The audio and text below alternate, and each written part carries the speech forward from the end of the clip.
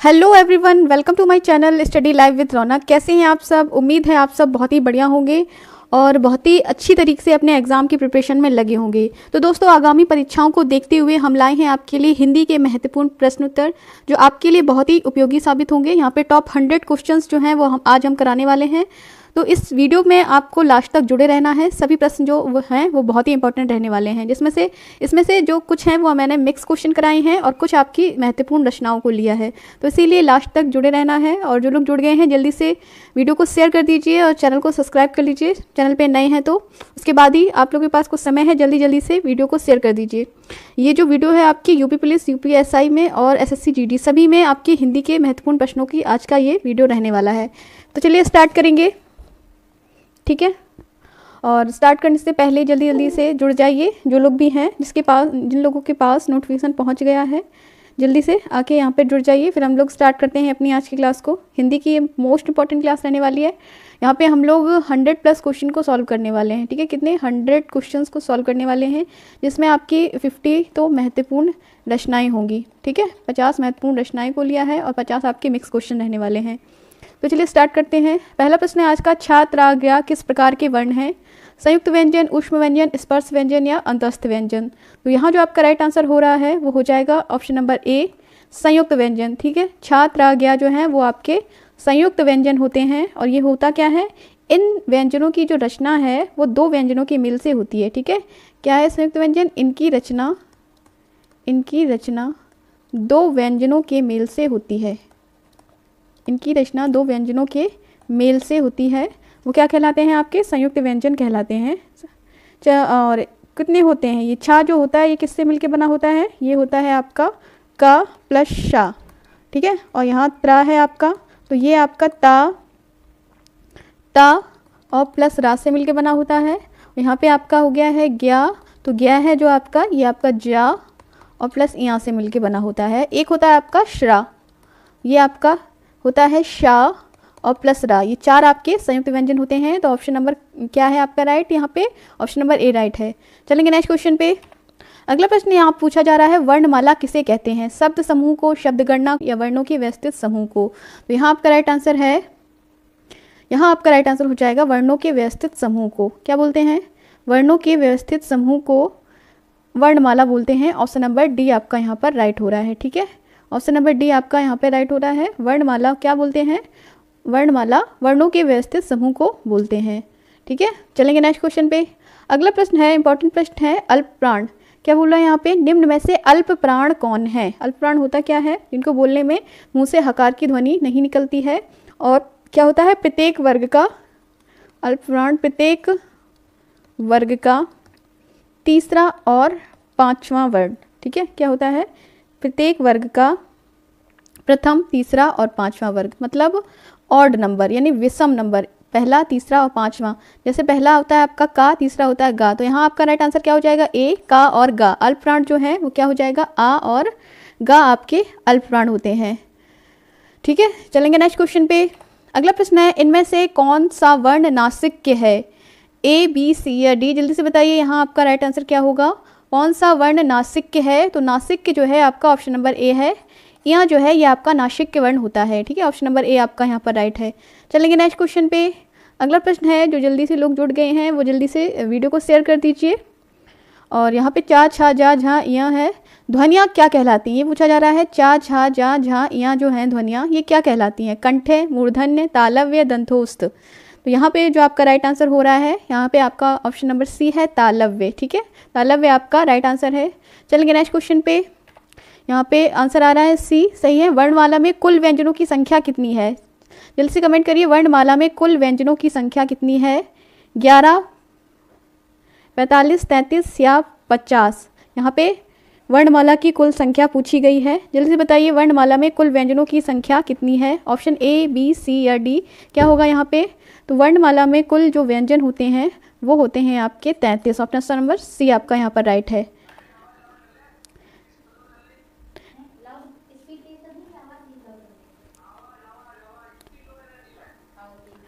निम्न में से घोष वर्ण कौन सा है? ऑप्शन है था, खा, चा और हा। निम्न में से घोष वर्ण कौन से हैं? ये आपसे पूछा जा रहा है। ऑप्शन नंबर ए, बी, सी या डी? क्या होगा इसका राइट आंसर? घोष वर्ण, ठीक है। यहाँ पे क्या पूछा जा रहा है, घोष वर्ण।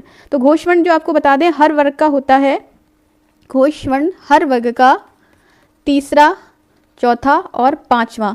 और क्या होता है, जिसको पढ़ने में स्वर तंत्रियों में कंपन हो वो आपका घोष वर्ण कहलाता है, हर वर्ग का तीसरा, चौथा और पांचवा। तो यहाँ पे जो राइट आंसर हो जाएगा वो हो जाएगा ऑप्शन नंबर डी, हा।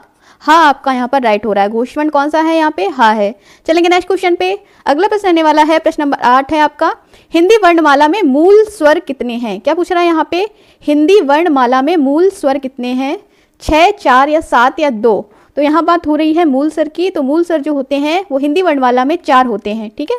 4 होते हैं, कौन कौन से होते हैं, आ, ई, उ और रे, ठीक है। ये 4 स्वर जो हैं वो मूल स्वर कहलाते हैं हिंदी वर्णमाला के। ऑप्शन नंबर बी आपका यहाँ पर राइट है। चलेंगे नेक्स्ट क्वेश्चन पे। अगला प्रश्न रहने वाला है यहाँ, अघोष वर्ण कौन सा है, ठीक है। क्या पूछ रहा है यहाँ पे, अघोष वर्ण। अघोष वर्ण हर वर्ग का, क्या कहलाते हैं, हर वर्ग का पहला और दूसरा व्यंजन। हर वर्ग का, जैसे का वर्ग हो गया, का वर्ग, चा वर्ग, ता वर्ग, इन सभी का पहला और दूसरा व्यंजन। तो यहाँ आपके ऑप्शन के हिसाब से क्या है, कौन सा होगा, हर वर्ग का पहला, दूसरा और तीसरा, सी, ए, बी, सी या डी। तो आपका ऑप्शन नंबर डी राइट है, सा, ठीक है। आगे बढ़ेंगे नेक्स्ट क्वेश्चन पे। शब्दों के अंत में आ आता है उन्हें क्या कहते हैं। ऑप्शन नंबर ए है आपका अनुस्वार, ऑप्शन नंबर बी है अयोगवाह, ऑप्शन नंबर सी है अंतस्था, ऑप्शन नंबर डी है अकारांत।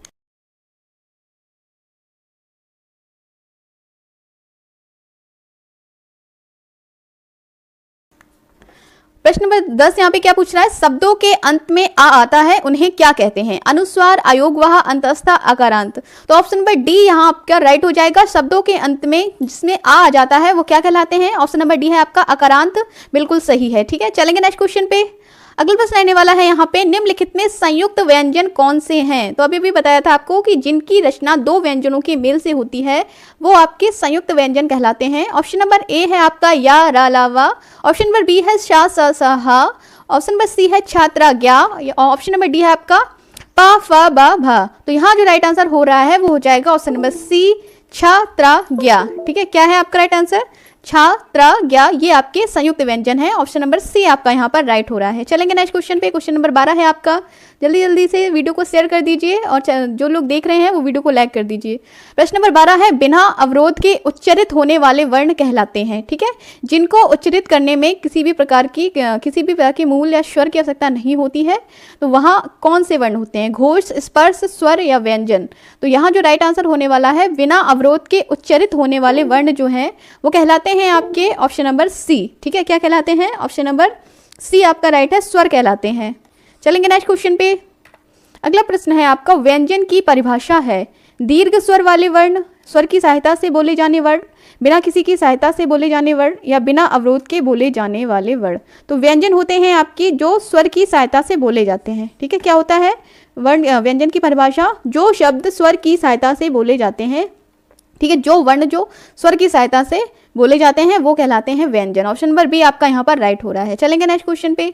अगला प्रश्न रहने वाला है यहाँ पे, वर्णमाला में मात्रा का अर्थ है वर्ण की मात्राएं, वर्ण के उच्चारण में लगने वाला समय, ध्वनि का क्या है, ध्वनि का परिमाण या वर्णों का क्रम। ऑप्शन नंबर ए, बी, सी या डी यहाँ पे क्या राइट होगा, वर्णमाला में मात्रा का क्या अर्थ है। ऑप्शन नंबर यहाँ पे होगा आपका, वर्ण के उच्चारण में लगने वाला समय जो होता है वो वर्णमाला में मात्रा का अर्थ होता है, ठीक है। वर्ण के उच्चारण में लगने वाला समय वर्णमाला में मात्रा का अर्थ है। ऑप्शन नंबर बी राइट है। चलेंगे नेक्स्ट क्वेश्चन पे। अगला प्रश्न है यहाँ पे, निम्नलिखित में अयोगवाह किसे कहा गया है, अयोगवाह, ठीक है। अयोगवाह जो है वो किसे कहा गया है ये पूछा है, संयुक्त व्यंजन, विसर्ग, घोष या महाप्राण। तो आपका राइट आंसर है यहाँ पे विसर्ग को अयोगवाह बोलते हैं। ऑप्शन नंबर बी राइट है, ठीक है। विसर्ग को अयोगवाह बोलते हैं। ऑप्शन नंबर बी आपका यहाँ पर राइट हो रहा है। चलेंगे नेक्स्ट क्वेश्चन पे। अगला प्रश्न रहने वाला है यहाँ पे, हिंदी में मूलतः वर्णों की संख्या कितनी है।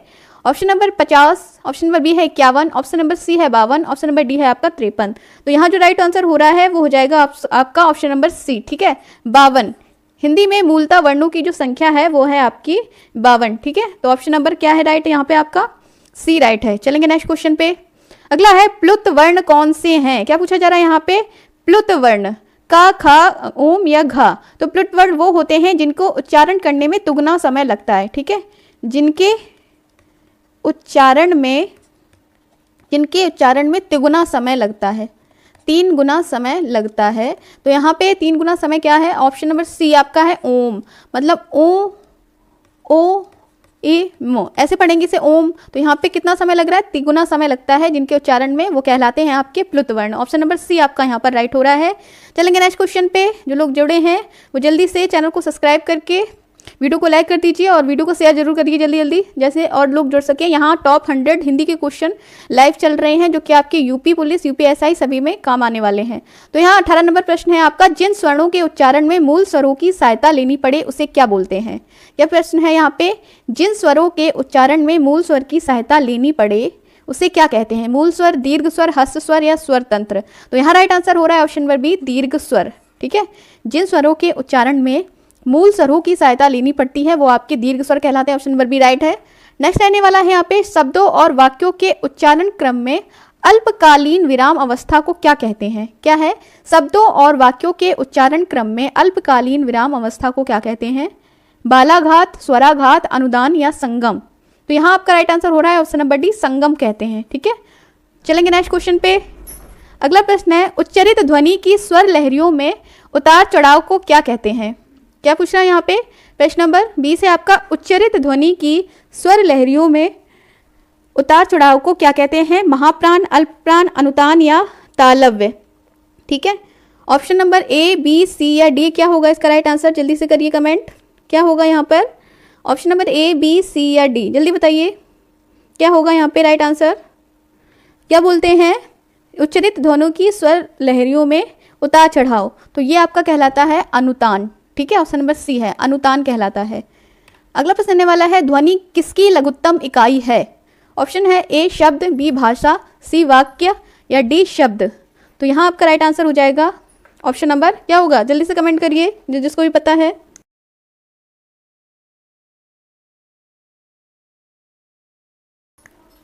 ध्वनि किसकी लघुत्तम इकाई है? शब्द, भाषा, वाक्य या शब्द? जल्दी से बताइए, ध्वनि जो है वो किसकी लघुत्तम इकाई है? तो यहाँ जो राइट आंसर हो जाएगा क्या हो जाएगा? कमेंट करिए जल्दी से, कमेंट करिए। ऑप्शन नंबर बी है, ध्वनि जो है वो भाषा की लघुत्तम इकाई है। ठीक है, नेक्स्ट क्वेश्चन है, लघुत्तम वाग ध्वनि को क्या कहते हैं? क्या है यहाँ पे पूछ रहा है, लघुत्तम वाग ध्वनि को क्या कहते हैं? स्वर, व्यंजन, वाक्य या वर्ण?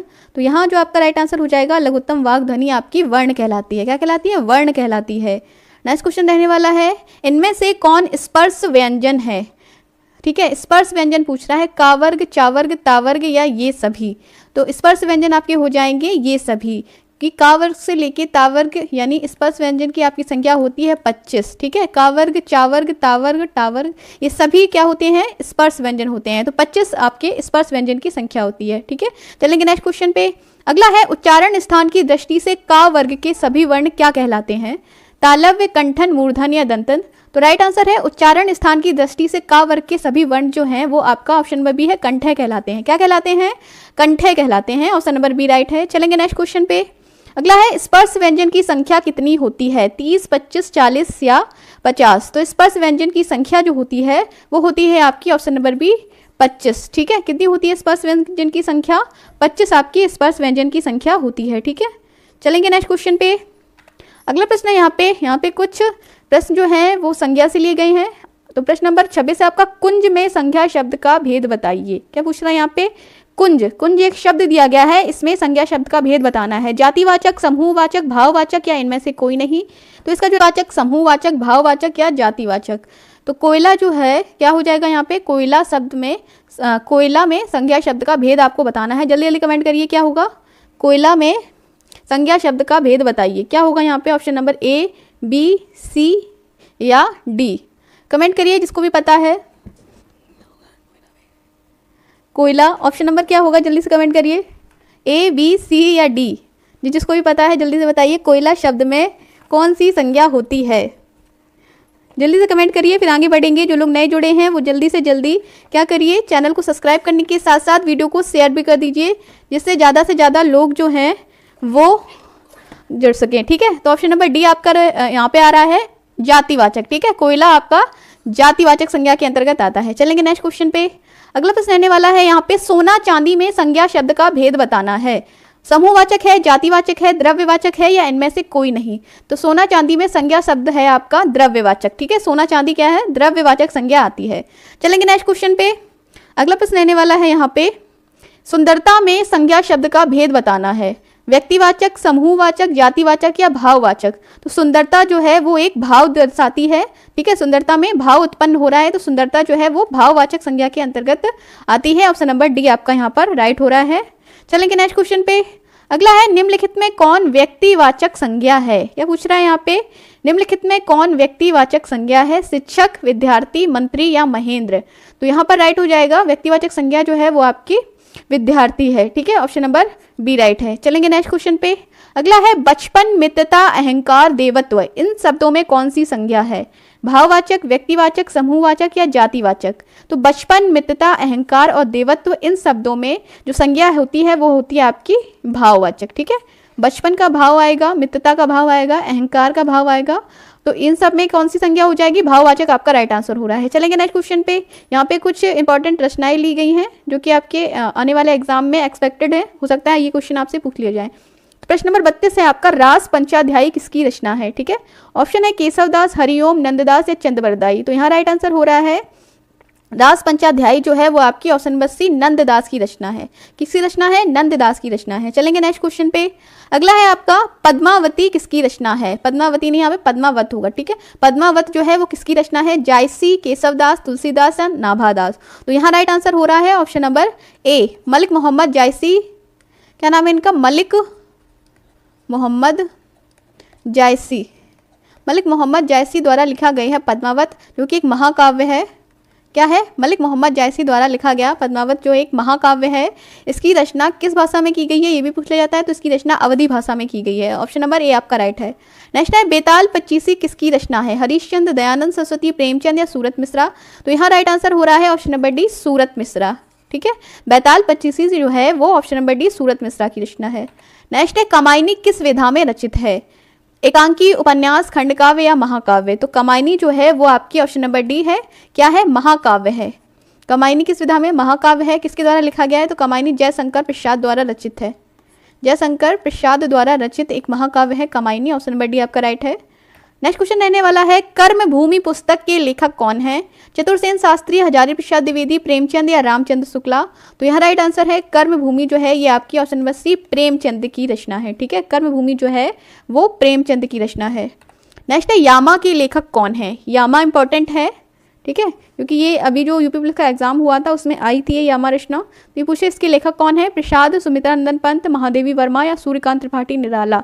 तो ऑप्शन नंबर सी है राइट आपका, महादेवी वर्मा। ठीक है, महादेवी वर्मा आपके यामा के लेखक हैं।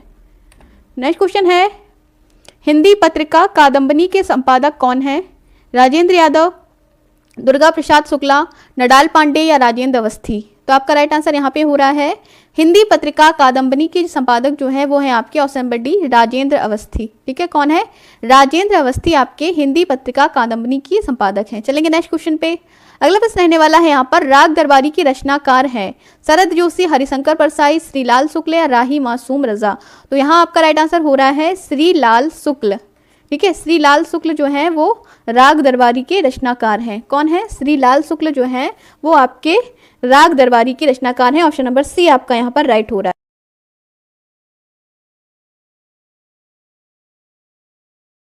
अगला प्रश्न है आपका, वापसी किस विधा में रचित है? यात्राव्रत, संस्मरण, कहानी या आत्मकथा? तो वापसी जो है वो आपकी ऑप्शन नंबर सी राइट है, यहाँ पर कहानी है। ठीक है, वापसी जो है वो किस विधा में रचित है? कहानी है। उषा प्रियंवदा जी की, किसकी है? उषा प्रियंवदा जी द्वारा रचित कहानी जो है वो आपकी वापसी है। ठीक है, चलेंगे नेक्स्ट क्वेश्चन पे। अगला प्रश्न रहने वाला है, चांद का मुंह टेढ़ा इस रचनाकार का नाम बताइए। इंपॉर्टेंट रचना है चांद का मुंह टेढ़ा। जल्दी से कमेंट करिए, जल्दी से कमेंट करके बताइए किसकी है ये चांद का मुंह टेढ़ा। हरिवंश राय बच्चन, सच्चिदानंद, हीरानंद, वात्सायन अगे, केदारनाथ या गजानन माधव मुक्तिबोध? कमेंट करिए ए बी सी डी, क्या होगा इसका राइट आंसर? चांद का मुंह टेढ़ा किसकी रचना है? ऑप्शन नंबर ए, बी, सी या डी? तो यहाँ जो राइट आंसर हो रहा है वो हो जाएगा option number D, Gajanan Madhav Muktibodh. किसकी रचना है? गजानन माधव मुक्तिबोध की रचना है चांद का मुंह टेढ़ा। नेक्स्ट क्वेश्चन है, विनय पत्रिका के कवि या लेखक कौन है? क्या पूछ रहा है यहाँ पे? विनय पत्रिका के कवि या लेखक कौन है? सूरदास, तुलसीदास, कबीर या बिहारी? जल्दी से बताइए कौन हो जाएंगे विनय पत्रिका की रचनाकार। विनय पत्रिका किसके द्वारा लिखी गई है? ऑप्शन नंबर ए है आपका सूरदास, ऑप्शन नंबर बी है तुलसीदास, ऑप्शन नंबर सी है कबीर और ऑप्शन नंबर बी है बिहारी। जल्दी से कमेंट करिए अगर आपको पता है किसी को कि विनय पत्रिका जो है वो किसके द्वारा लिखी गई है। ऑप्शन नंबर बार बार बोल रही हूँ, ऑप्शन नंबर ए है सूरदास, ऑप्शन नंबर बी है तुलसीदास, कबीर या बिहारी। तो यहाँ जो राइट आंसर हो जाएगा वो हो जाएगा ऑप्शन नंबर बी, तुलसीदास द्वारा रचित है विनय पत्रिका। ठीक है, किसके द्वारा रचित है? तुलसीदास द्वारा रचित है विनय पत्रिका आपकी। नेक्स्ट प्रश्न रहने वाला है, इंदुमती कहानी किसकी लिखी हुई है? बंग महिला, किशोरीलाल गोस्वामी, मास्टर भगवान दास, रामचंद्र शुक्ला। जल्दी से बताइए इंदुमती जो कहानी है वो किसके द्वारा लिखी गई है? ऑप्शन है Bang Mahila, option B Kishorilal Goswami, option C master Bhagwan Das, option D है रामचंद्र शुक्ला। तो यहाँ राइट आंसर हो जाएगा option number B, Kishorilal Goswami द्वारा रचित है इंदुमती की कहानी। ठीक है, किसके द्वारा? किशोरीलाल गोस्वामी द्वारा रचित है इंदुमती की कहानी। चलेंगे नेक्स्ट क्वेश्चन पे। अगला है पानवाला किसकी कहानी है? सुमित्रा नंदन पंत, निराला, विष्णु प्रभाकर या प्रेमचंद्र? ठीक है, क्या पूछा जा रहा है यहाँ पे? पानवाला किसकी कहानी है? पानवाला एक कहानी है, ये किसके द्वारा रचित है? सुमित्रा नंदन पंत, निराला, विष्णु प्रभाकर या प्रेमचंद? तो यहाँ राइट आंसर हो रहा है option number C, Vishnu Prabhakar द्वारा रचित है आपकी ये पानवाला नामक कहानी। ठीक है, क्या है, किसके द्वारा रचित है? पानवाला जो कहानी है ये आपकी, सॉरी विष्णु प्रभाकर नहीं है, यहाँ पे थोड़ा मिस्टेक हुई है, यहाँ पे विष्णु प्रभाकर के द्वारा रचित नहीं है, ये है आपके सुमित्रा नंदन पंत के द्वारा। ठीक है, कौन है? ऑप्शन नंबर ए राइट है यहाँ पे, सुमित्रा नंदन पंत के द्वारा लिखी गई है आपकी ये पानवाला नामक कहानी। ठीक है, चलेंगे नेक्स्ट क्वेश्चन पे। अगला है परीक्षा गुरु के लेखक कौन है? परीक्षा गुरु आपका उपन्यास है, क्या है? परीक्षा गुरु आपका उपन्यास है एक, और ये हिंदी साहित्य का प्रथम उपन्यास के नाम से भी इसे जाना जाता है। इसके लेखक आपसे पूछा जा रहा है लाला श्रीनिवास दास, राधाचरण गोस्वामी, राधा कृष्ण दास या अंबिका दत्त व्यास? जल्दी से बताइए परीक्षा गुरु के लेखक कौन है? लाला श्रीनिवास दास, राधाचरण गोस्वामी, राधा कृष्ण दास या अंबिका दत्त व्यास? यहाँ पे ऑप्शन नंबर ए आ गया है, बिल्कुल सही है, लाला श्रीनिवास दास। ठीक है, लाला श्रीनिवास द्वारा परीक्षा गुरु आपका लिखी गई, ऑप्शन नंबर ए आपका बिल्कुल राइट है। चलेंगे नेक्स्ट क्वेश्चन पे। अगला प्रश्न रहने वाला है, नहुस नाटक के रचनाकार का नाम बताइए। क्या पूछ रहा है यहाँ पे? नहुस जो नाटक है उसके रचनाकार का नाम पूछ रहा है यहाँ पे। महाराज विश्वनाथ सिंह, गोपाल राम गहमरी, बाबू गोपाल चंद्र, ठाकुर जगमोहन सिंह। ठीक है, यहाँ पे नीतीश जी जुड़े हैं, स्वागत है आपका। सुमन जी जुड़ी हैं, स्वागत है आपका बहुत बहुत। तो जो लोग नए जुड़े हैं जल्दी से चैनल को सब्सक्राइब करने के साथ साथ वीडियो को लाइक करके और वीडियो को शेयर कर दीजिए। यहाँ पे हिंदी के आज 100+ क्वेश्चन चल रहे हैं। तो नहुस नाटक के रचनाकार का नाम आपको बताना है, महाराज विश्वनाथ सिंह, गोपाल राम गहमरी, बाबू गोपाल चंद्र या ठाकुर जगमोहन सिंह? जल्दी से कमेंट करिए ऑप्शन ए बी सी, क्या होगा इसका राइट आंसर? इसके द्वारा नहुस नाटक जो है वो लिखा गया है, क्या होगा? तो यहाँ पर जो राइट आंसर हो जाएगा वो हो जाएगा, क्या हो जाएगा? किसी को पता है तो जल्दी से कमेंट करिए। नहुस नाटक जो है वो आपका लिखा गया है बापू गोपाल चंद्र गिरधर दास के द्वारा, ऑप्शन नंबर सी राइट है। ठीक है, नेक्स्ट है आपका अंधा युग, इंपॉर्टेंट रचना है। ठीक है, हो सकता है आपका नेक्स्ट एग्जाम जो हो उसमें ये रचना पूछ दी जाए, इसलिए आपको पता होनी चाहिए अंधा युग किसकी रचना है। लक्ष्मी नारायण लाल, नरेश मेहता, धर्मवीर भारती या सुरेंद्र वर्मा? तो ऑप्शन नंबर डी आपका सी जो है वो आपका राइट है, धर्मवीर भारती की रचना है ये। ठीक है, ऑप्शन नंबर सी यहाँ पे आंसर आ गया है मेरे पास सुमन के द्वारा, बिल्कुल सही है, धर्मवीर भारती आपका राइट आंसर है। ठीक है, अंधा युग जो है वो धर्मवीर भारती की रचना है। नेक्स्ट है आपका चीफ की दावत कहानी के लेखक कौन है? क्या पूछ रहा है यहाँ पे? चीफ की दावत कहानी के लेखक कौन है? भीष्म साहनी, कमलेश्वर, मोहन राकेश, मनोहर श्याम जोशी? जल्दी जल्दी बताइए चीफ की दावत कहानी के लेखक कौन है? Bhisham Sahni, Kamleshwar, Mohan Rakesh, Manohar Shyam Joshi? Option number A B C D, क्या होगा इसका राइट आंसर?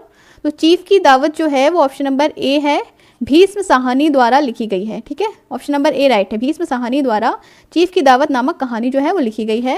अगला प्रश्न रहने वाला है, उखड़े हुए लोग उपन्यास के लेखक पूछा रहा है यहाँ पे। क्या पूछ रहा है यहाँ पे? उखड़े हुए लोग, राही, मासूम रजा, अमरकांत, शेखर जोशी या राजेंद्र यादव? क्या होगा यहाँ पे? क्या पूछ रहा है यहाँ पे क्वेश्चन? उखड़े हुए लोग ये जो है उपन्यास है एक, इसके द्वारा लिखा गया है। राही, मासूम रजा, ऑप्शन नंबर ए है, ऑप्शन नंबर बी है अमरकांत, ऑप्शन नंबर सी है Rajendra Joshi, Shekhar Joshi, option number D है राजेंद्र यादव? जल्दी से बताइए।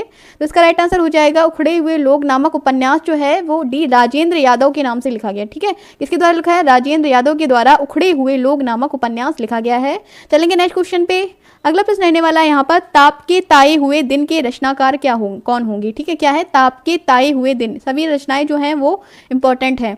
ताप के ताए हुए दिन, केदारनाथ सिंह, शमशेर बहादुर सिंह, त्रिलोचन या राजेश जोशी, किसके द्वारा लिखा गया है ताप के ताए हुए दिन?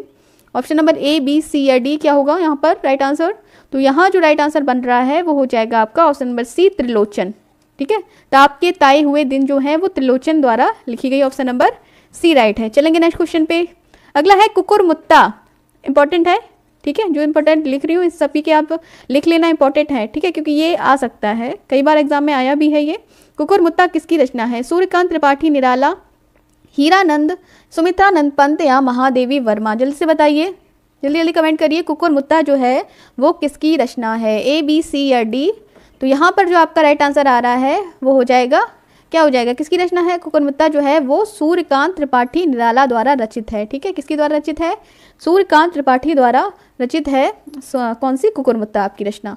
नेक्स्ट है नागमती का वर्णन है अखरावट में, पद्मावत में, सूरसागर में या मृगावती में? क्या है? नागमती का वर्णन है अखरावट में, पद्मावत में, सूरसागर में या मृगावती में? तो यहाँ जो राइट आंसर हो रहा है वो हो जाएगा नागमती का वर्णन जो है ये आपको पद्मावत में देखने को मिलता है। और पद्मावत जो है वो मलिक मोहम्मद जायसी, पद्मावत जो है वो आपकी मलिक मोहम्मद जायसी द्वारा लिखा गया एक महाकाव्य है और इस महाकाव्य में नागमती का वर्णन आपको देखने को मिलता है, ऑप्शन नंबर बी राइट है। चलेंगे नेक्स्ट क्वेश्चन पे। अगला है तुलसीदास किसकी रचना है? क्या पूछा जा रहा है यहाँ पे? तुलसीदास जो है वो किसकी रचना है? शंकर प्रसाद, निराला, तुलसीदास या नागार्जुन? ऑप्शन ए, बी, सी। यहाँ पर जो राइट आंसर हो जाएगा वो हो जाएगा आपका option number B, Nirala.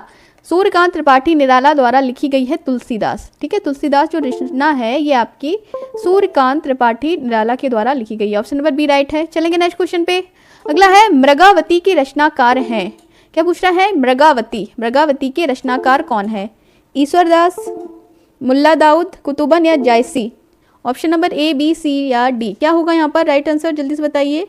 Mrigavati, option number A है आपका ईश्वरदास, ऑप्शन नंबर डी है यहाँ पे Mulla Daud, option number C है कुतुबन, ऑप्शन नंबर डी है जायसी। तो यहाँ राइट आंसर हो जाएगा ऑप्शन नंबर सी, कुतुबन। कुतुबन जो है वो आपके मृगावती के रचनाकार हैं। यहाँ पे वन से जुड़ गए हैं, स्वागत है आपका। जल्दी से चैनल को सब्सक्राइब करने के साथ साथ वीडियो को लाइक कर दीजिए और वीडियो को शेयर भी कर दीजिए जो लोग नए जुड़े हैं। अगला क्वेश्चन है नरपति नाल ने किसकी रचना की थी? बीशल देव रासो, पृथ्वीराज रासो, कीर्ति पताका या हमीर रासो? क्या पूछ रहा है? नरपति नाल ने किसकी रचना की थी? ऑप्शन नंबर ए है B, Bishal Dev Raso, option number B है Prithviraj Raso, option number C है कीर्ति पताका और ऑप्शन नंबर डी है हमीर रासो। जल्दी से कमेंट करिए क्या हो जाएगा, ऑप्शन नंबर ए, बी, सी या डी? क्या राइट इसका आंसर होगा? कमेंट करिए जल्दी जल्दी। नरपति नाल ने किसकी रचना की थी? तो यहाँ राइट आंसर हो रहा है आप सभी का ऑप्शन नंबर ए, बीशल देव रासो। नरपति नाल जो है वो बीशल देव रासो द्वारा रचित है। अगला प्रश्न है आपका इंसा अल्लाह खां की रचना है बैताल पचीसी, नासिकेतोपाख्यान, रानी केतकी की कहानी या इश्तिहारनामा? किसके द्वारा लिखी गई है? ये इंसा अल्लाह खां की रचना जो पूछ रहे हैं, इंसा अल्लाह खां ने किसकी रचना की है? बैताल पचीसी, नासिकेतोपाख्यान, रानी केतकी की कहानी या इश्तिहारनामा? तो यहाँ आपका राइट आंसर है ऑप्शन नंबर सी, रानी केतकी की कहानी। ठीक है, इंसा अल्लाह खां जो है वो किसकी कहानी है? रानी केतकी की कहानी लिखी गई है इंसा अल्लाह खां के द्वारा, ऑप्शन नंबर सी राइट है। चलेंगे नेक्स्ट क्वेश्चन पे। अगला प्रश्न रहने वाला है प्रेम वाटिका किसकी रचना है? क्या पूछ रहे हैं यहाँ पे? प्रेम वाटिका जो है वो किसकी रचना है? ऑप्शन ए है रसखान, बोधा, वल्लभाचार्य या मीरा? तो यहाँ पे ऑप्शन नंबर ए आ रहा है मेरे पास आंसर। प्रेम वाटिका जो है वो रसखान की रचना है, बिल्कुल सही है। ठीक है, ऑप्शन नंबर ए आपका बिल्कुल सही है। चलेंगे नेक्स्ट क्वेश्चन पे। अगला प्रश्न रहने वाला है यहाँ पे रसिक प्रिया के रचनाकार हैं। रसिक प्रिया के रचनाकार यहाँ पे पूछ रहा है। 58 क्वेश्चन पे हम आ गए हैं और लगभग 42 क्वेश्चन यहाँ पे अभी कंप्लीट करने बाकी हैं, इसलिए लास्ट तक जुड़े रहिएगा। सभी क्वेश्चन जो है वो बहुत ही इंपॉर्टेंट है। रसिक प्रिया के रचनाकार केशवदास, बिहारी, मतीराम या बोधा? जल्दी जल्दी बताइए रसिक प्रिया के रचनाकार कौन है? केशवदास, बिहारी, मतीराम या बोधा? ऑप्शन नंबर क्या होगा? ए, बी, सी या डी? तो यहाँ जो राइट आंसर हो जाएगा रसिक प्रिया के रचनाकार जो हैं वो हैं आपके केशवदास, ऑप्शन नंबर ए राइट है। ठीक है, ऑप्शन नंबर ए यहाँ पर राइट है। अगला प्रश्न रहने वाला सेवा सदन किसका उपन्यास है? इंपॉर्टेंट उपन्यास है सेवा सदन। ठीक है, कई बार एग्जाम में पूछा गया है सेवा सदन। ऑप्शन नंबर ए है Rajendra Yadav, option number B है Premchandra, option number C Jaishankar Prasad, option number D Bharat Bhushan. तो यहाँ पर सभी ने ऑप्शन नंबर बी दिया है, बिल्कुल सही है। प्रेमचंद द्वारा लिखा गया है सेवा सदन। इनका अन्य उपन्यास है गोदान, गबन, नमक का दरोगा, नमक का दरोगा, ये इनके अन्य उपन्यास हैं। इनसे जुड़ा एक क्वेश्चन और पूछा जाता है प्रेमचंद से कि इनका अधूरे उपन्यास का नाम क्या है। इनके द्वारा जो उपन्यास अधूरा छूट गया था उसका नाम क्या है, तो उसका नाम है आपका मंगलसूत्र। ठीक है, मंगलसूत्र जो उपन्यास था जो उनके द्वारा लिखा गया था, जो अधूरा छूट गया था, उसके बाद इनके बेटे ने ये उपन्यास जो है वो पूरा किया था। नेक्स्ट है वैराग्य संदीपनी किसकी रचना है। क्या पूछ रहा है यहाँ पे, वैराग्य संदीपनी जो है वो किसकी रचना है। ऑप्शन ए है तुलसीदास, नाभादास, हृदय राम या कबीर। जल्दी से बताइए, वैराग्य संदीपनी जो है वो किसकी रचना है। ऑप्शन ए है तुलसीदास, नाभादास, हृदय राम या क्या बोला है, ऑप्शन नंबर डी कबीर। तो यहाँ पे आपका जो राइट आंसर हो जाएगा क्या हो जाएगा, जल्दी से कमेंट करिए किसी को पता है। वैराग्य संदीपनी ऑप्शन ए, बी, सी या डी। तो यहाँ राइट आंसर हो रहा है ऑप्शन नंबर ए, तुलसीदास के द्वारा रचित है। किसके द्वारा रचित है, तुलसीदास द्वारा रचित है आपकी वैराग्य संदीपनी। ठीक है, चलेंगे नेक्स्ट क्वेश्चन पे। अगला प्रश्न है कामायनी किसकी रचना है। जायसी, जयशंकर प्रसाद, सूर्यकांत त्रिपाठी निराला या महादेवी वर्मा। क्या पूछा है यहाँ पे, जायसी जो है वो किसकी रचना है। ऑप्शन नंबर ए है, सॉरी, कामायनी जो है वो किसकी रचना है। जायसी, जयशंकर प्रसाद, सूर्यकांत त्रिपाठी निराला, महादेवी वर्मा।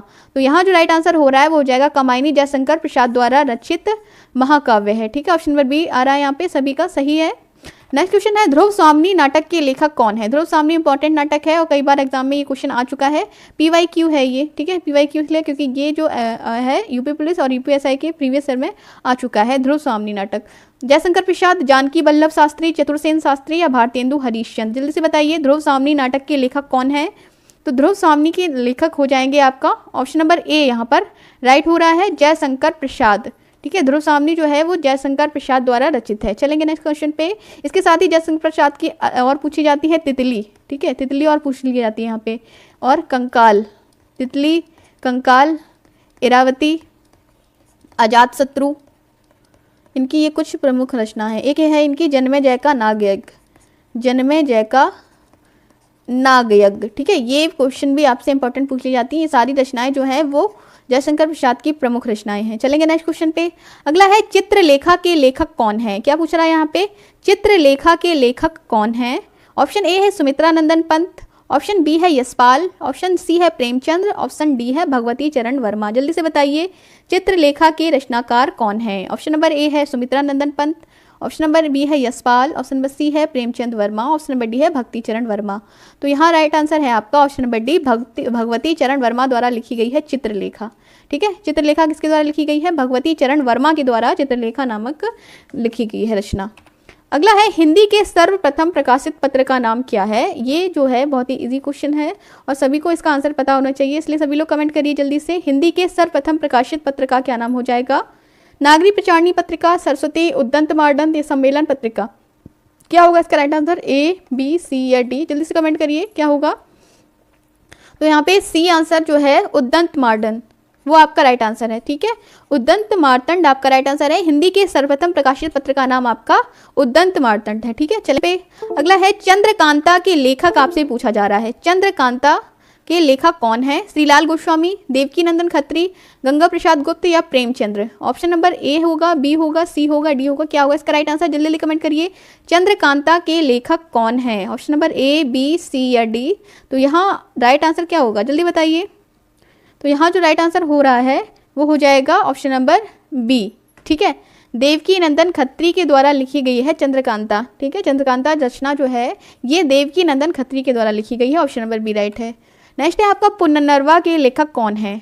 अमृतलाल नागर, आचार्य हजारी प्रसाद द्विवेदी, यशपाल या जैनेन्द्र। जल्दी से बताइए पुनर्नवा जो है इसके लेखक कौन है। अमृतलाल नागर, आचार्य हजारी प्रसाद द्विवेदी, यशपाल या जैनेन्द्र। तो यहाँ राइट आंसर है आपका ऑप्शन नंबर बी, आचार्य हजारी प्रसाद द्विवेदी। ठीक है, आचार्य हजारी प्रसाद द्विवेदी के द्वारा ये रचना लिखी गई है। इनकी अन्य रचनाएं इंपॉर्टेंट हैं, जैसे कुटज, कुटज भी कई बार पूछी गई है, और अशोक के फूल, अशोक के फूल, कुटज इनकी प्रमुख रचनाएं हैं। इसके साथ ही बाण भट्ट की आत्मकथा, बाण भट्ट की आत्मकथा जो है ये भी कई बार आपसे पूछी गई है, इसलिए ऑप्शन नंबर बी आपका राइट है। पुनर्नवा जो है ये आचार्य हजारी प्रसाद द्विवेदी द्वारा लिखी गई है। चलेंगे नेक्स्ट क्वेश्चन पे।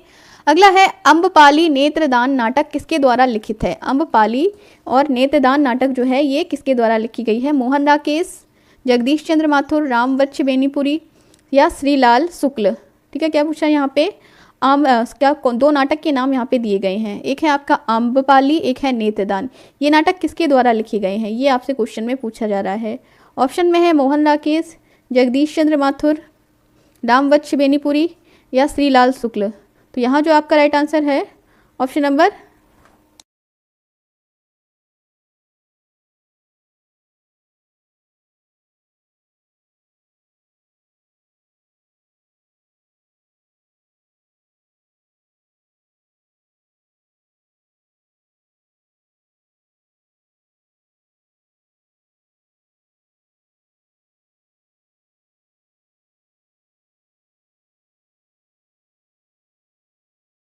यहाँ आपका ये जो नाटक है वॉइस आपके क्लियर है। यहाँ ऑप्शन नंबर सी आपका राइट है, रामवृक्ष बेनीपुरी द्वारा लिखे गए हैं अम्बपाली और नेत्रदान नाटक। ठीक है, आधे अधूरे नाटक के लेखक आपसे यहाँ से पूछ रहा है। ठीक है, आधे अधूरे नामक जो नाटक है वो किसके द्वारा लिखा गया है, जयशंकर प्रसाद, मोहन राकेश, राम कुमार वर्मा या उदय शंकर भट्ट। ठीक है, किसके द्वारा लिखा गया है ये आधे अधूरे लेखक। ऑप्शन नंबर ए है Jaishankar Prasad, option number B है Mohan Rakesh, option number C है आपका Ram Kumar Verma, option number D है उदय शंकर भट्ट। ठीक है, तो इसका कमेंट करिए जल्दी जल्दी किसके द्वारा आधे अधूरे नामक नाटक जो लिखा गया है। और जल्दी से जो लोग नए जुड़े हैं, जल्दी से आपने वीडियो को लाइक नहीं किया है तो वीडियो को लाइक कर दीजिए और साथ ही साथ चैनल को सब्सक्राइब करने के साथ साथ वीडियो को शेयर भी कर दीजिए जल्दी जल्दी। ठीक है, वीडियो को शेयर कर दीजिए जिससे ज़्यादा से ज़्यादा लोग जो हैं वो हमारे साथ जुड़ सके। यहाँ पे 100+ क्वेश्चन हिंदी के कराने वाले हैं हम, जो कि आपकी यूपी पुलिस के जो री एग्ज़ाम होगा उसमें और यूपीएसआई की जो वैकेंसी आएगी उन सभी में ये वीडियो आपके लिए काफ़ी यहाँ पर क्या होगा, हेल्पफुल साबित होगा ये वीडियो, इसलिए आपको अंत तक देखना है। तो यहाँ पर आधे अधूरे नाटक के लेखक आपका ऑप्शन नंबर बी राइट हो जाएगा, मोहन राकेश द्वारा लिखा गया है। ठीक है, ऑप्शन बी आपका यहाँ पर राइट है। चलेंगे नेक्स्ट क्वेश्चन पे। अगला है बाण भट्ट की कथा आत्मकथा के लेखक कौन है। बाण भट्ट की आत्मकथा के लेखक कौन है, दयानंद सरस्वती, हजारी प्रसाद द्विवेदी, वृंदालाल वर्मा या प्रेमचंद्र। तो यहाँ आपका राइट आंसर हो रहा है बाण भट्ट की आत्मकथा जो है वो हजारी प्रसाद द्विवेदी के द्वारा लिखी गई है। ठीक है, यहाँ पे नीलू जुड़ी हैं, स्वागत है आपका बहुत बहुत। यहाँ पे ऑप्शन नंबर बी बताया हजारी प्रसाद द्विवेदी आपका यहाँ पर राइट आंसर है। नेक्स्ट क्वेश्चन रहने वाला है यहाँ पे, आप चैनल पे नए हैं तो प्लीज़ चैनल को सब्सक्राइब कर लीजिए, साथ साथ वीडियो को लाइक भी करते चलिए।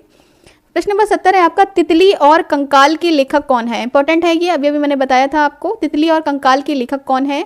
ऑप्शन नंबर ए है जिनेन्द्र कुमार, जयशंकर प्रसाद, भगवती चरण वर्मा या फर्नीचर नाथ रेणु।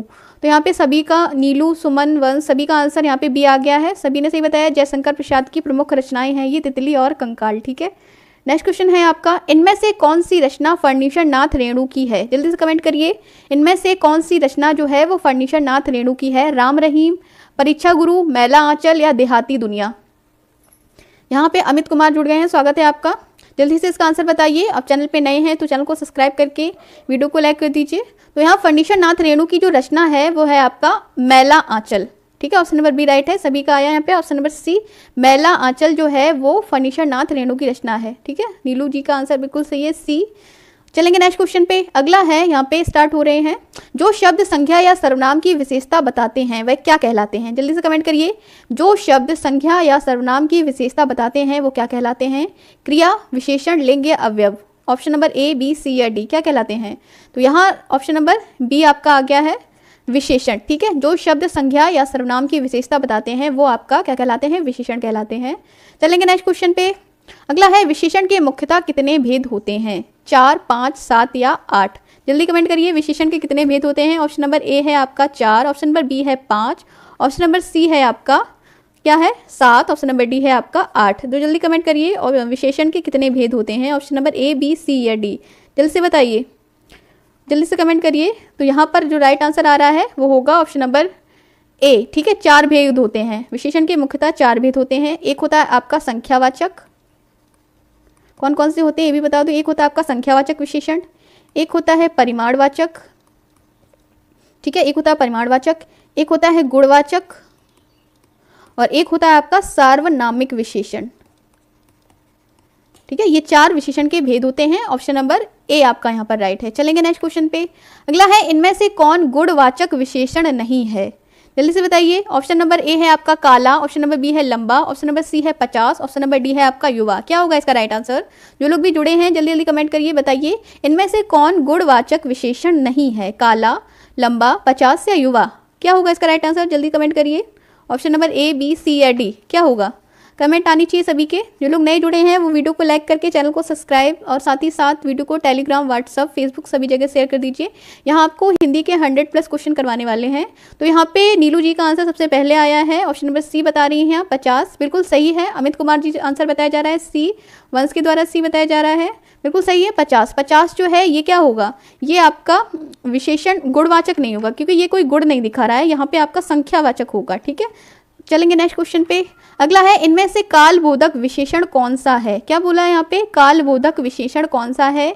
गीला, पतला, पुराना या भला, जल्दी से बताइए। ऑप्शन नंबर ए, बी, सी या डी, क्या होगा इसका आंसर। कालबोधक विशेषण कौन सा है। यहाँ पे सबसे पहले आंसर सी आया है सुमन जी का, पुराना। तो आपका यहाँ पर ये राइट आंसर है सी। पुराना जो है ये आपका काल का क्या अर्थ होता है, मतलब समय बोधक, समय को बता रहा है। तो यहाँ पे ना तो गीला बता रहा है, ना पतला बता रहा है, ना भला। यहाँ पे पुराना जो है ये आपको समय को डिनोट कर रहा है, तो ये आपका काल बोधक विशेषण हो जाएगा। ऑप्शन नंबर सी राइट है। सुमन, नीलू सी बता रही है, आप सभी का आंसर सही है। नेक्स्ट है, सार्वनामिक विशेषण कब आते हैं। क्या पूछा जा रहा है, सार्वनामिक विशेषण कब आते हैं। ऑप्शन ए है संज्ञा के पहले, संज्ञा के बाद, सर्वनाम के बाद या इनमें से कोई नहीं। जो बताइए जल्दी से। सर्वनामिक विशेषण ऑप्शन नंबर ए है संज्ञा के पहले आते हैं, संज्ञा के बाद आते हैं, सर्वनाम के बाद आते हैं या इनमें से कोई नहीं। क्या होगा इसका राइट आंसर, जल्दी से बताइए। ऑप्शन ए, बी, सी या डी। तो यहाँ पर राइट आता है संज्ञा और सर्वनाम के पहले प्रयुक्त होते हैं। क्या होता है, संज्ञा और सर्वनाम के पहले, यानी संज्ञा के पहले आते हैं। ऑप्शन नंबर ए राइट है। सार्वनामिक विशेषण जो होता है वो संज्ञा के पहले आते हैं। ठीक है, क्या होता है, ये शब्द सर्वनाम विशेषण दोनों हैं यदि ये क्रिया के पहले प्रयुक्त हो और सर्वनाम और संज्ञा के पहले प्रयुक्त हो। क्या होता है, क्रिया के पहले प्रयुक्त हो तो सर्वनाम और संज्ञा के पहले प्रयुक्त होते हैं, तो वहाँ को क्या होता है, सार्वनामिक विशेषण होता है। जैसे उदाहरण के लिए, यह फूल देखो, यह फूल देखो, ये संज्ञा है ना, संज्ञा के पहले यह आ गया। जैसे क्या है, यह फूल देखो। ठीक है, ये उदाहरण इसका, यह फूल देखो। इसमें यह जो है ये सार्वनामिक विशेषण है और फूल जो है ये आपकी संज्ञा हो गई, तो संज्ञा से पहले आ गया ना, तो ये हो गया आपका सार्वनामिक विशेषण। ठीक है, ऑप्शन नंबर ए राइट है। चलेंगे नेक्स्ट क्वेश्चन पे। अगला है, विशेषण किस शब्द की विशेषता बताते हैं। क्या पूछ रहा है यहाँ पे, विशेषण जो होते हैं वो किस शब्द की विशेषता बताते हैं। संज्ञा की, सर्वनाम की, संज्ञा और सर्वनाम की या कारक की। इसका आंसर मुझे सबसे चाहिए, इजी आंसर है, जल्दी जल्दी बताइए। ऑप्शन नंबर ए, बी, सी या डी, विशेषण जो है वो किस शब्द की विशेषता बताते हैं, जल्दी बताइए। ऑप्शन नंबर ए, बी, सी। यहाँ पे ऑप्शन नंबर सी सबसे पहले सुमन का आया है, और बताइए सभी लोग कमेंट करिए, विशेषण किस शब्द की विशेषता बताते हैं। ऑप्शन नंबर ए, बी, सी या डी। नीलू का यहाँ पे आंसर आ गया है सी। तो यहाँ पे जो लोग भी सी आंसर बता रहे हैं वो बिल्कुल सही है, संज्ञा और सर्वनाम की। ठीक है, विशेषण क्या होता है, जो शब्द संज्ञा और सर्वनाम की विशेषता बताते हैं वो आपका क्या कहलाते हैं, विशेषण कहलाते हैं। ठीक है, चलेंगे नेक्स्ट क्वेश्चन पे। वंश का भी आंसर यहाँ आ गया है।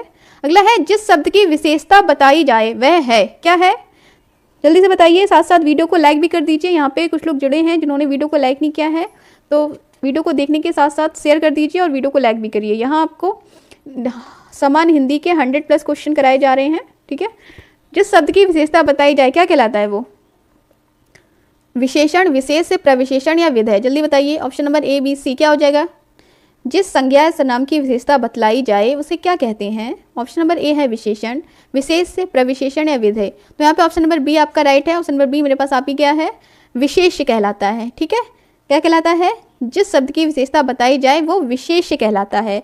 एग्जाम्पल के लिए आप देख सकते हैं, जैसे लड़का लंबा है। ठीक है, क्या है, लड़का लंबा है, मतलब ये लड़के की विशेषता बताई जा रही है ना कि वो क्या है, लंबा है। ठीक है, जैसे कलम लाल है। ठीक है, तो कलम जो है ये क्या हो गई, विशेष हो गई है, विशेष, क्योंकि विशेषता इसी की बताई जा रही है ना, कलम की कि वो लाल है। लड़का क्या हो गया, विशेष हो गया क्योंकि इसकी विशेषता बताई जा रही है ना कि क्या है, बाल है, यहाँ सॉरी लंबा है। तो यहाँ पे आपका बी सभी का आंसर आ गया है। नीलू, वंश, सुमन, अमित सभी ने सही आंसर दिया है। चलेंगे नेक्स्ट क्वेश्चन पे। अगला प्रश्न है, किस वाक्य में अच्छा शब्द का प्रयोग विशेषण के रूप में हुआ है। ठीक है, क्वेश्चन पढ़िए, किस वाक्य में अच्छा शब्द का प्रयोग जो है वो विशेषण के रूप में हुआ है। प्रश्न नंबर ऑप्शन नंबर ए है, तुमने अच्छा किया जो आ गए, यह स्थान बहुत अच्छा है, अच्छा तुम घर आओ, अच्छा है वह अभी आए हैं। तो जल्दी बताइए क्या है यहाँ पे। Option number B Amit Kumar का आया है, वंश का, सुमन का भी यहाँ पे भी आ रहा है। तो यह स्थान बहुत अच्छा है, यहाँ पर अच्छा शब्द का प्रयोग जो है वो विशेषण के रूप में हुआ है क्योंकि यहाँ स्थान की विशेषता बता रहा है कि वह बहुत अच्छा है, इसलिए ऑप्शन नंबर बी आपका सभी का आंसर सही आया है। ठीक है, यहाँ पे सूर्या रावत जी जुड़े हैं, स्वागत है आपका। जल्दी से चैनल को सब्सक्राइब करके वीडियो को लाइक कर दीजिए। यहाँ पे एक इन्फॉर्मेशन और आप सभी को बताना चाहूँगी, जो लोग नए जुड़े हैं, लुसेंट जीके की डोज डेली चलती है 9 PM पे। ठीक है, लुसेंट 9 PM लाइव जीके की डोज चलती है यहाँ पे। वहाँ पे अभी तक हमने 15 क्लासेस जो हैं वो डेली चला चुके हैं, जिनमें हिस्ट्री का पोर्शन जो कंप्लीट हो चुका है, और अब हम वहाँ पे पॉलिटी जो है वो कंप्लीट करा रहे हैं। ठीक है, तो आज पॉलिटी की वहाँ पे दूसरी क्लास होने वाली है, जहाँ पे संविधान के बारे में हम आज पढ़ने वाले हैं। संविधान की महत्वपूर्ण अनुसूची व अनुच्छेद से जुड़े जितने भी महत्वपूर्ण प्रश्न हैं वो आज हम पढ़ेंगे। तो जो लोग अभी लाइव हैं उनसे कहना चाहूँगी कि आप लुसेंट 9 PM जरूर आइएगा। ठीक है, बहुत ही अच्छी क्लास है वहाँ पे। चलेंगे आगे बढ़ेंगे नेक्स्ट क्वेश्चन पे। अगला है इत्यादि संधि का विच्छेद कीजिए। इत्यादि का संधि विच्छेद कीजिए, जल्दी बताइए। ऑप्शन है इत प्लस आदि, इति प्लस आदि, इत्य प्लस आदि, या इनमें से कोई नहीं। जल्दी बताइए इत्यादि का संधि विच्छेद। ऑप्शन ए, बी, सी या डी क्या होगा यहाँ पे? Option A, B, C, D. इत्यादि, इत प्लस आदि, इति प्लस आदि, इत्य प्लस आदि, या इनमें से कोई नहीं। क्या होगा इसका आंसर इत्यादि का संधि विच्छेद? जल्दी बताइए ऑप्शन नंबर ए, बी, सी या डी।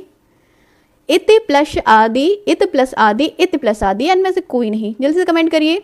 ऑप्शन नंबर ए है आपका इत प्लस आदि इत्यादि शब्द का संधि विच्छेद। तो यहाँ पर राइट आंसर हो जाएगा इति प्लस आदि। ठीक है, बी आंसर आ गया, इति प्लस आदि आपका राइट आंसर है। ठीक है, चलेंगे नेक्स्ट क्वेश्चन पे। अगला है एक ही जाति के लघु और दीर्घ स्वरों को मिलाकर दीर्घ होना किस संधि का लक्षण है? एक ही जाति के लघु और दीर्घ स्वरों को मिलाकर दीर्घ होना किस संधि का लक्षण है? ऑप्शन ए है गुण संधि, दीर्घ संधि, वृद्धि संधि, या अयादि संधि। जल्दी से बताइए, जल्दी से कमेंट करिए। क्या क्वेश्चन पूछा जा रहा है? एक ही जाति के लघु और दीर्घ स्वरों को मिलाकर दीर्घ होना किस संधि का लक्षण है? जल्दी से कमेंट करिए आप सभी लोग। ऑप्शन नंबर ए आ रहा है मेरे पास गुण संधि, बी दीर्घ संधि, सी वृद्धि संधि, या डी है आपका क्या हो जाएगा यहाँ पे अयादि संधि। तो यहाँ राइट आंसर हो जाएगा वो हो जाएगा ऑप्शन नंबर बी। ठीक है, क्या हो जाएगा दीर्घ संधि। ऑप्शन नंबर बी है आपका दीर्घ संधि। चलेंगे नेक्स्ट क्वेश्चन पे। अगला है महेंद्र में कौन सी संधि होगी? जल्दी से कमेंट करिए, महेंद्र में कौन सी संधि होगी? ऑप्शन ए, बी, सी या डी क्या होगा इसमें? जल्दी से बताइए। महेंद्र जो शब्द आपको नजर आ रहा है उसमें कौन सी संधि होगी? महेंद्र का संधि विच्छेद होता है महा प्लस इंद्र। तो इसमें संधि विच्छेद बताइए कौन सी होगी? यड़ होगी, दीर्घ होगा, गुण होगा, या वृद्धि होगी? ऑप्शन ए, बी, सी। यहाँ पे नीलू जी का आंसर सी आ रहा है, सूर्या रावत जी का आंसर सी आ रहा है, अमित कुमार जी का सी आ रहा है। यहाँ पे आप सभी के आंसर जो है वो सही है, गुण संधि। ठीक है, महेंद्र में कौन सी संधि होती है? गुण संधि। आप सभी ने आंसर बिल्कुल सही दिया है। अगला प्रश्न है एक एक में कौन सी संधि है? ठीक है, क्या पूछ रहा है यहाँ पे? क्वेश्चन नंबर 83 पे हम पहुंच गए हैं। एक एक में कौन सी संधि है? वृद्धि, दीर्घ, गुण, या अयादि? जल्दी से कमेंट करिए, जल्दी से कमेंट करिए। ए, बी, सी क्या होगा यहाँ पर? एक एक, एक प्लस एक। ऑप्शन नंबर बी यहाँ पे अमित नीलू जी सी बता रही है, अमित कुमार जी भी बता रहे हैं। जल्दी बताइए एक एक में कौन सी संधि होगी? एक एक जो है शब्द है इसमें संधि कौन सी होगी? ऑप्शन नंबर ए है वृद्धि, ऑप्शन नंबर बी है दीर्घ, ऑप्शन नंबर सी है गुण, ऑप्शन नंबर डी है आपका अयादि। तो यहाँ आपका राइट आंसर हो जाएगा एक एक में होगी आपकी वृद्धि संधि। ठीक है, कौन सी संधि होगी? ऑप्शन नंबर ए आपका राइट है, वृद्धि संधि एक एक में होती है। ठीक है, क्योंकि एक प्लस एक से बना है आपका एक एक। ठीक है, यहाँ पे आ प्लस आ बराबर ए होता है। ठीक है, तो यहाँ पे क्या हुआ? यहाँ आ और ए के मेल से ए बना है। क्या? आ और ए के मेल से ए बना है, और आ का ए से ए में मेल होने पे अ हो जाता है। तो यहाँ पे एक एक हो गया है, और एक एक जो है वो किसका है? वृद्धि संधि का उदाहरण है। ऑप्शन नंबर ए आपका राइट है। नेक्स्ट है जगन्नाथ शब्द का संधि विच्छेद बताइए। जल्दी से कमेंट करिए, जगन्नाथ शब्द का संधि विच्छेद ए होगा, बी होगा, सी होगा, या डी होगा? जल्दी से बताइए।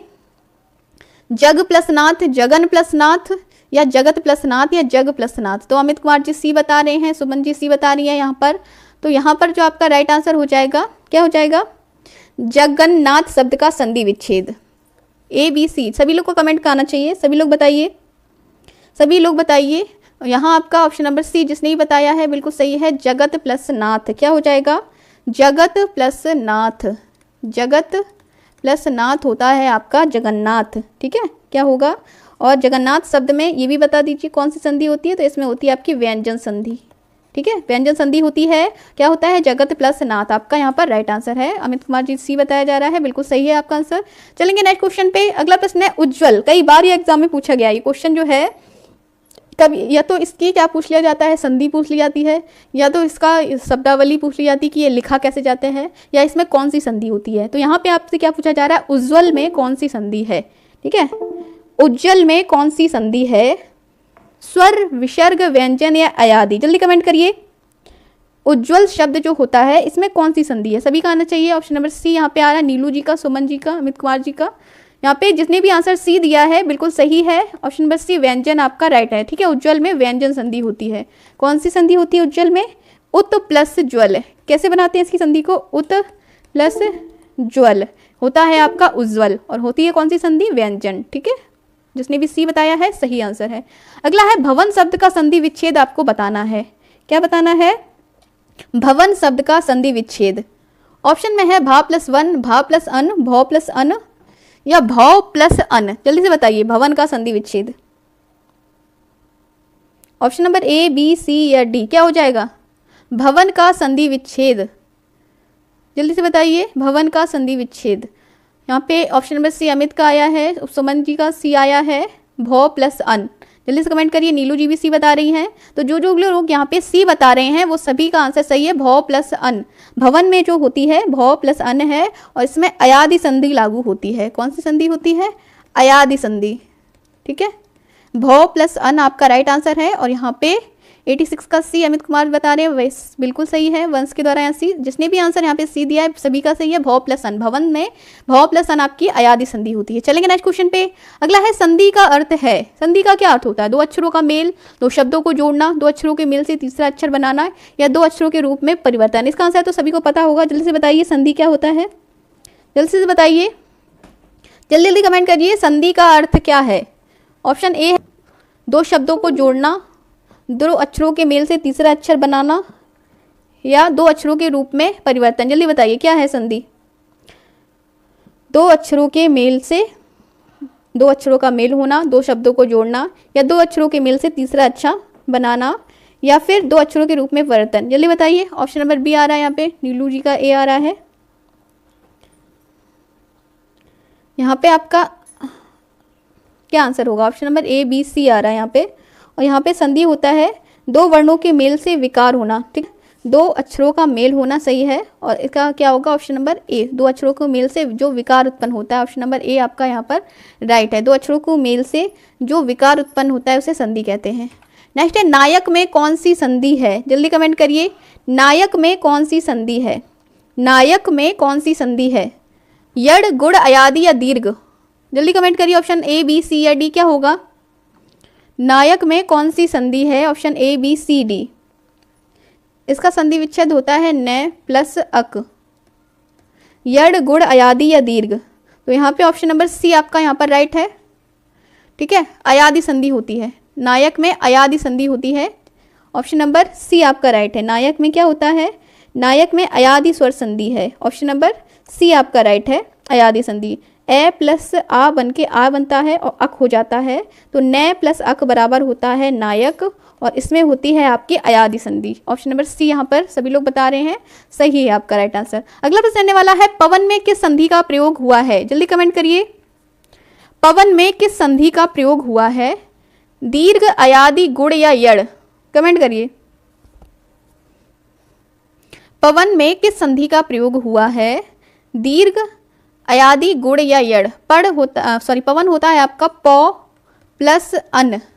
ठीक है, पवन का संधि विच्छेद क्या होता है, पौ प्लस अन। तो अब इसमें भी क्या हो जाएगा, अयादि संधि। ऑप्शन नंबर बी आ रहा है यहाँ पे सही है। सुमन, नीलू सभी ने सही बताया है, अयादि संधि। पवन में अयादि संधि का प्रयोग होता है। ठीक है, किस संधि का, अयादि संधि का प्रयोग होता है। चलेंगे नेक्स्ट क्वेश्चन पे।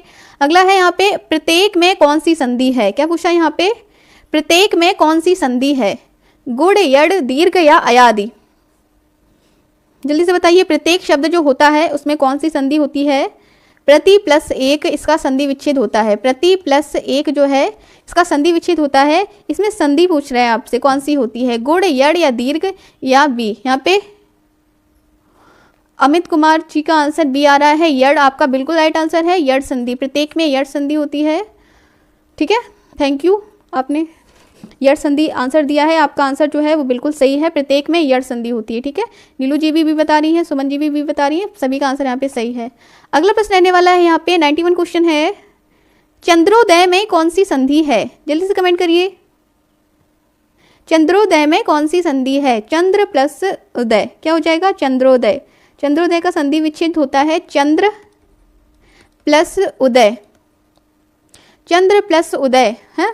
और जो लोग नए हैं और ये टेलीग्राम की लिंक आपको दिख रही है तो आप टेलीग्राम जरूर ज्वाइन कर लीजिए, वहाँ से आपको सभी वीडियो की नोटिफिकेशन के साथ साथ इन्फॉर्मेशन भी मिलती रहती है सभी क्लास की, जिससे आप सभी लोग जो हैं वो टाइम से लाइव क्लास में जुड़ जाएं। ठीक है, तो टेलीग्राम की लिंक यहाँ आपको कमेंट बॉक्स में नज़र आ रही है, आप जल्दी से टेलीग्राम को क्या कर लीजिए, ज्वाइन जरूर कर लीजिए, जिससे आपको सभी वीडियो की नोटिफिकेशन मिल जाएगी और आप टाइम से यहाँ से ज्वाइन हो सकेंगे हमारे साथ। ठीक है, क्योंकि यहाँ पे आपको बता दें live 9 PM GK Lucent GK की डोज चलती है पूरी। वहाँ पे आज आपकी 15 क्लासेस जो हैं वो होगी। ठीक है, क्या होगी पूरी, वहाँ पे 15 क्लास हो चुकी हैं और आज वहाँ पे आपकी 15वीं क्लास है। बाकी की 14 क्लास की प्लेलिस्ट हमने अपने चैनल पे डाल रखी है, आप वहाँ से देख सकते हैं। ठीक है, तो यहाँ पे आपका राइट आंसर हो जाएगा ऑप्शन नंबर क्या होगा यहाँ पे, गुण संधि। ठीक है, बी राइट है। चलेंगे नेक्स्ट क्वेश्चन पे, अगला है निष्कपट का संधि विच्छेद बताइए। निष्कपट का संधि विच्छेद बताइए। निश प्लस कपट, निशक प्लस पट, निशु प्लस कपट या निस प्लस कपट क्या हो जाएगा? जल्दी से बताइए, इसका आंसर दीजिए जल्दी से सभी लोग। निष्कपट का संधि विच्छेद बताइए, क्या होगा निष्कपट का संधि विच्छेद? ऑप्शन ए, बी, सी या डी, जल्दी कमेंट करिए, क्या होगा निष्कपट का संधि विच्छेद? नि विसर्ग कपट, निष्क प्लस कपट या ऑप्शन नंबर ए, बी, सी। तो यहाँ पे ए आपका राइट आंसर आ रहा है, डी निश प्लस कपट। ठीक है, क्या हो जाएगा नि विसर्ग प्लस कपट, आपका यहाँ पर राइट आंसर है ऑप्शन नंबर ए। ठीक है, 92 का ए बिल्कुल राइट है। चलते हैं, अमित कुमार, सुमन, नीलू जी द्वारा सभी के द्वारा ए बताया जा रहा है, सभी का आंसर सही है, आप लोगों ने बहुत सही आंसर दिया है। चलेंगे नेक्स्ट क्वेश्चन पे, अगला है किस विकल्प में सही विलोम युग्म है? नूतन, पुरातन, निषिद्ध, तुच्छ, कर्कश, खुरखुरा, जोड़ या मेल? जल्दी से बताइए कौन सा विलोम शब्द यहाँ पर आपका राइट युग्म बना रहा है, सही बता रहा है। ठीक है, ए, बी, सी या डी, यहाँ पे कौन सा जो है वो सही है? जल्दी जल्दी कमेंट करिए, जल्दी कमेंट करिए, ऑप्शन नंबर ए, बी या सी, कौन सा विलोम युग्म सही है?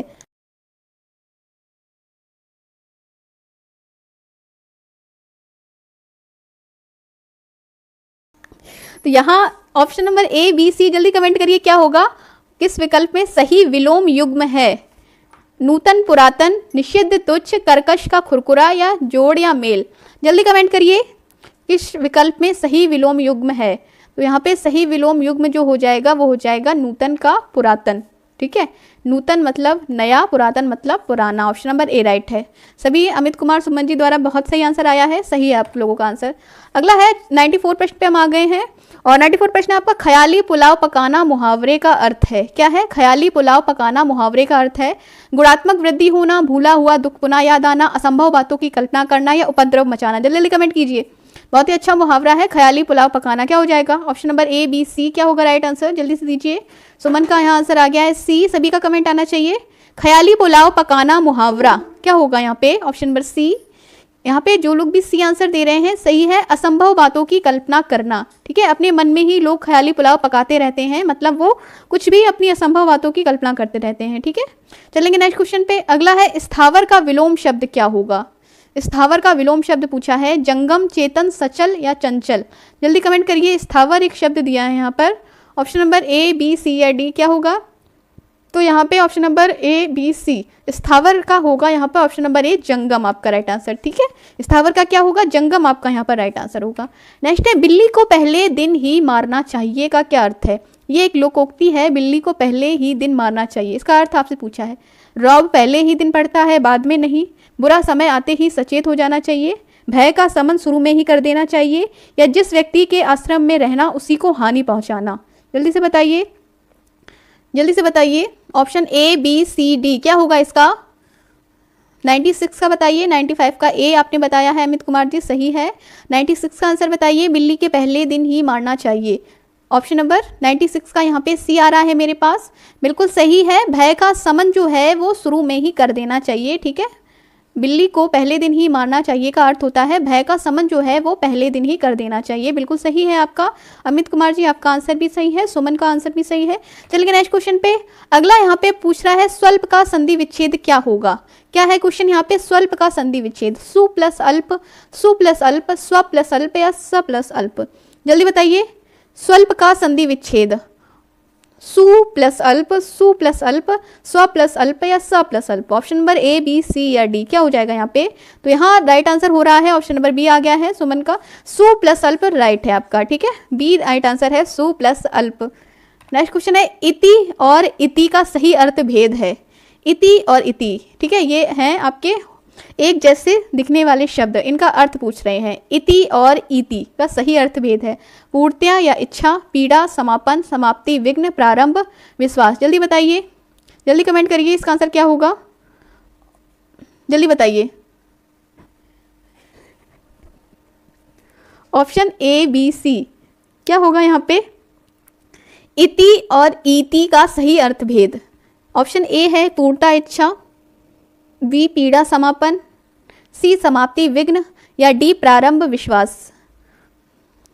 तो यहाँ पे इति और इति, ठीक है, तो यहाँ इति जो होता है वो होता है आपका समाप्ति, ऑप्शन नंबर सी यहाँ पर राइट है, ठीक है। इति का होता है समाप्ति और इति होता है आपका विघ्न, ठीक है, समाप्ति और विघ्न, ठीक है। यहाँ पे क्या हो जाएगा? इति और इति का अर्थ समाप्ति और विघ्न, ठीक है। कभी कहाँ कहीं पे आपको समाप्ति और आपदा भी दिख जाएगा, तो यहाँ पे समाप्ति और विघ्न आपका राइट आंसर है। अगला प्रश्न आने वाला है 99 है और ये आपका आखिरी प्रश्न है, इसके बाद एक प्रश्न और होगा। ईश्वर में विश्वास रखने वाला इस शब्द समूह के लिए एक शब्द बताइए। जल्दी बताइए, ईश्वर में विश्वास रखने वाला, आस्तिक, श्रद्धावान, भक्त या नास्तिक। जल्दी से कमेंट करिए, ईश्वर में विश्वास रखने वाला कौन होता है?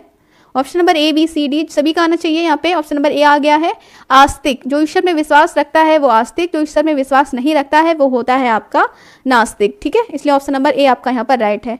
अगला है श्वेत और स्वेद का अर्थ है, ठीक है, सिंपल से शब्द हैं श्वेत और स्वेद, इनका अर्थ आपको बताना है। ऑप्शन ए है स्वच्छ और पसीना, सफ़ेद और मनमाना, सफ़ेद और पसीना या निजी और सफ़ेद। जल्दी से कमेंट करिए, श्वेत और स्वेद का क्या अर्थ होगा? श्वेत और स्वेद लास्ट क्वेश्चन है, जल्दी से कमेंट करिए, सभी का आना चाहिए। श्वेत और सफ़ेद, सॉरी श्वेत और स्वेद, तो श्वेत यहाँ पर राइट आंसर हो जाएगा। श्वेत जो होता है वो होता है सफ़ेद और स्वेद होता है वो होता है आपका पसीना, तो ऑप्शन नंबर सी आपका यहाँ पर राइट हो रहा है, सफ़ेद और पसीना, ठीक है। तो फ्रेंड्स ये थे आज के आपके 100 क्वेश्चन, ठीक है, 100+ क्वेश्चन यहाँ पे हमने आज कराए हैं हिंदी के, जनरल हिंदी के। तो वीडियो कैसी लगी ये सभी लोग आप कमेंट करिए जल्दी जल्दी, ठीक है। वीडियो आपको अच्छी लगी हो तो प्लीज़ वीडियो को लाइक करिए और चैनल को ज़रूर सब्सक्राइब कर लीजिए, चैनल पे नए हैं। हम यहाँ डेली आपके लिए 100+ क्वेश्चन लेके आएंगे जनरल हिंदी के, और साथ ही साथ मैंने बताया है कि 9 PM पर लुसेंट की क्लास चलती है, कंटिन्यू चलती है, बस संडे को ऑफ रहती है, तो आप सभी लोग वहाँ भी ज्वाइन करिएगा। वहाँ पे आपकी लुसेंट जीके जो है वो सभी कॉम्पिटिटिव एग्जाम के लिए बहुत ही हेल्पफुल होती है, इसलिए हमने लुसेंट जीके की सीरीज स्टार्ट की है। तो चलते हैं और फिर मिलेंगे आपसे एक नई वीडियो के साथ। 9 PM पे जुड़ जाइएगा सभी लोग, ठीक है। तब तक के लिए नमस्कार, take care and good bye.